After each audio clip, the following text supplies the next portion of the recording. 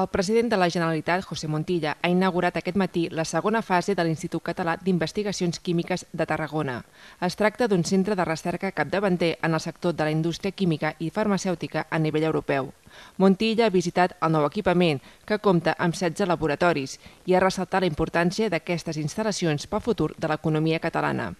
Estem assenyalant els trets definidors de l'horitzó futur de Catalunya, refermant la nostra voluntat de ser líders industrials, logístics i de recerca i innovació a la Mediterrània, apostant, tal com defineix l'acord estratègic per la internacionalització de la nostra economia, per nous sectors, però sense que això signifiqui que abandonem sectors tradicionals molt potents i de futur.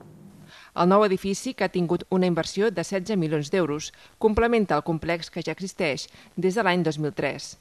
En l'actualitat, 200 persones treballen a l'Institut Català d'Investigacions Químiques. El president Montilla ha manifestat la voluntat que el govern català continuï apostant per la recerca i la innovació. I és voluntat del govern donar continuïtat a aquesta aposta, fent una política de recerca i innovació continuada i estable, tot i les lògiques limitacions pressupostàries que patim, conegudes també per tots.